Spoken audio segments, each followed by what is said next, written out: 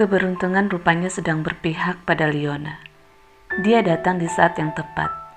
Jadwal keberangkatan bus menuju terminal Tirtonadi Solo hanya berjarak 3 menit dari kedatangannya. Jadi, dia tidak perlu khawatir akan ditemukan oleh Bilastri dan Mang Mamat. Gadis itu mendesah lega ketika bus yang ditumpanginya benar-benar bergerak pergi.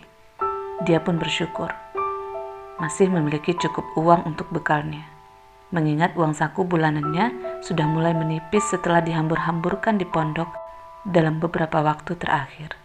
Liona yang mendapat tempat duduk di bagian tengah bus itu pun mengedarkan pandangannya ke sekeliling. Semua orang terlihat siap dalam perjalanan mereka. Selain barang bawaan, kebanyakan penumpang lain memiliki bahan makanan yang cukup untuk bekal selama di perjalanan. Mengingat perjalanan mereka yang akan memakan waktu kurang lebih 6 jam 18 menit tersebut. Tiba-tiba rasa lapar pun terbit. Liona baru ingat bahwa pagi ini dia memang belum sarapan. Dia pun memilih untuk memejamkan mata, berharap cacing di perutnya bisa memahami situasinya saat ini. Di parkiran mobil, Bilastri dan Mang Mamat tampak panik saat menyadari Liona tidak ada di mana-mana. Kalau di toilet ndak ada, terus Liona ngilang kemana toh Mang? Bilastri benar-benar takut saat ini. Entah bagaimana caranya menjelaskan tentang hal ini pada Nyai Munawarah nanti. Nyai Munawarah sudah menitipkan gadis itu pada pengawasannya.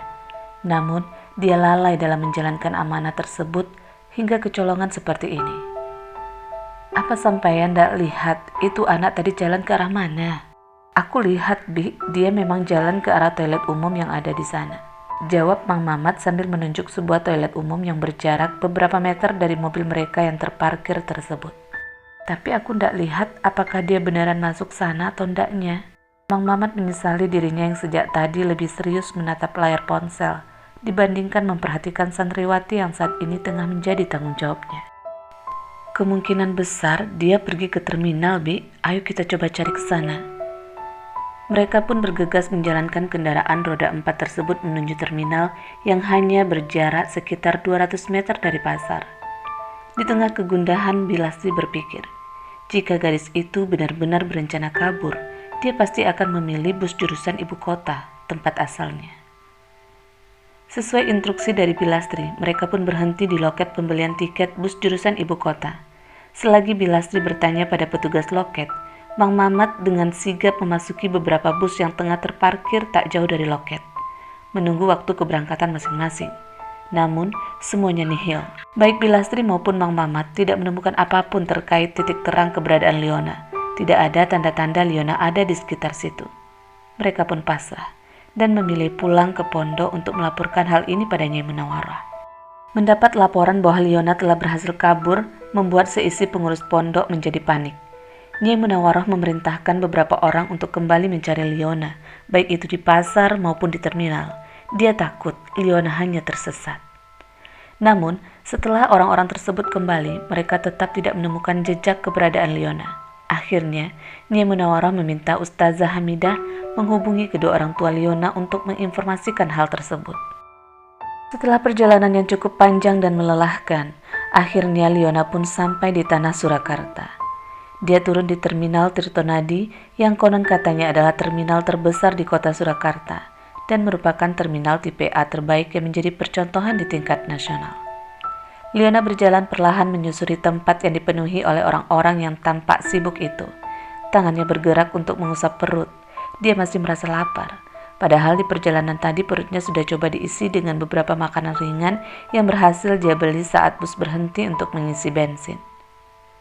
Liona merogoh saku gamis biru polos yang dia kenakan. Uangnya sudah sangat menipis. Dia menebak bahwa jumlah uang yang dimilikinya saat ini hanya cukup untuk membayar ongkos ojek menuju rumah pamannya. Akhirnya, gadis itu pun harus mengenyahkan keinginannya untuk memasuki sebuah rumah makan Padang yang saat ini berada tepat di hadapannya.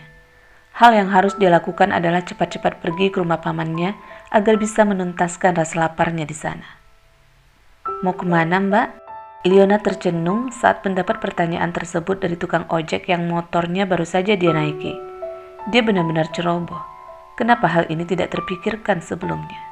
Bahwa sebenarnya dia tidak tahu pasti alamat rumah pamannya tersebut. Leona sangat jarang berkunjung ke rumah adik dari papanya itu. Terakhir kali yang Leona ingat, hari raya sekitar 2 tahun yang lalu. Itu pun dia tidak pernah terlalu memperhatikan jalanan. Namun, yang Leona ingat adalah rumah pamannya tersebut cukup dekat jaraknya dari terminal tempatnya turun tadi. Hanya saja, dia masih harus mengingat-ingat dan meraba-raba arahnya. Khawatir menjadi sasaran kriminal karena dianggap pendatang yang kebingungan dan tersesat, Leona mencoba tetap santai. Jalan aja terus mas, nanti saya yang pandu jalannya. Leona? Leona menghembuskan napas lega ketika mendapati pamannya yang bernama Muhajirin itu keluar dari rumah yang dia tuju. Awalnya, dia tidak yakin apakah rumah yang dia tuju ini benar rumah pamannya. Namun, rasa khawatirnya terhadap orang asing tadi memaksanya untuk percaya pada feelingnya kali ini. Paman, Bibi. Leona langsung menghambar ke pelukan Bibi yang biasa dipanggil dengan sebutan Bibi Maryam. Paman sama Bibi kenapa sih? Kok ngeliatin Leona begitu banget? Bukannya diajakin masuk? Aku kelaparan nih Paman, Bibi. Mujahirin dan istrinya saling pandang. Keduanya benar-benar dibuat takjub oleh keponakan mereka yang manja ini. Tidak pernah mereka melihat Leona berpakaian semanis ini, memakai gamis dan berhijab. Sungguh terlihat sangat anggun dan cantik. Jauh berbeda dari kebiasaan gadis ini berpakaian sebelumnya. Mereka pun akhirnya masuk dan langsung mengajak Leona untuk ke ruang makan karena kebetulan pas waktunya makan siang. Selepas makan dan sholat zuhur, mereka pun berbincang santai. Muhajirin yakin pasti ada sesuatu yang terjadi pada keponakannya ini. Selain dari perubahan cara berpakaian, Leona pun melaksanakan sholat tanpa disuruh. Jelas ini bukan perangai yang biasa bagi seorang Leona. Jadi, Li nggak mau cerita nih kenapa dan bagaimana Li bisa tiba-tiba ada di sini.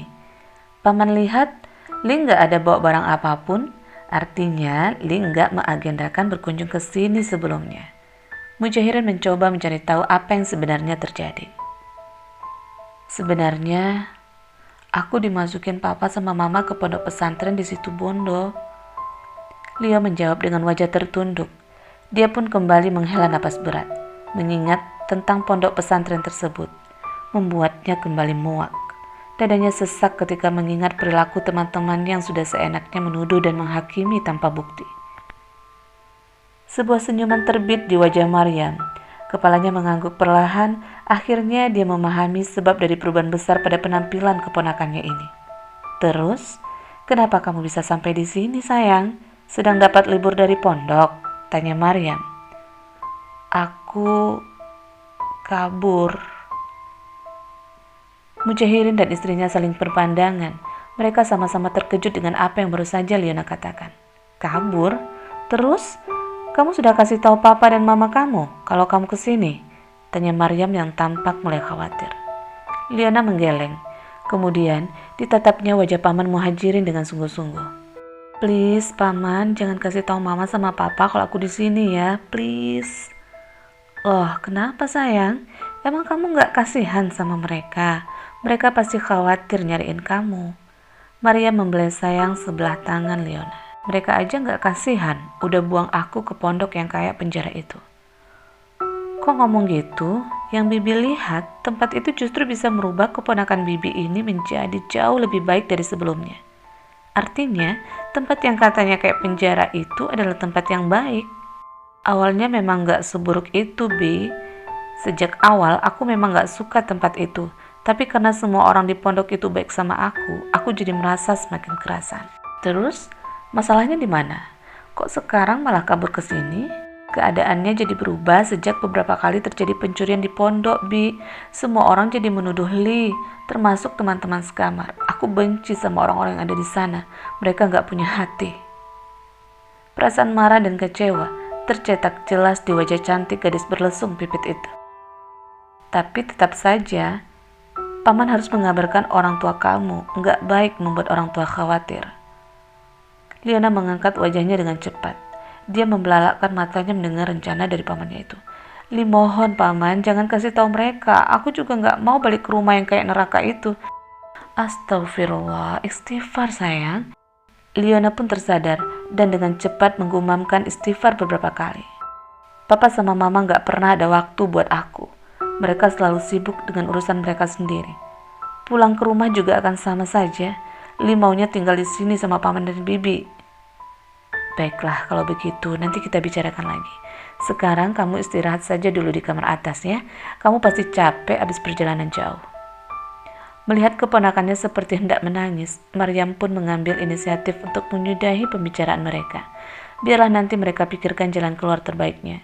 Tidak baik jika terus membuat gadis itu merasa tertekan dan tidak nyaman. Maryam yakin keponakannya itu pasti benar-benar telah melalui hari yang berat.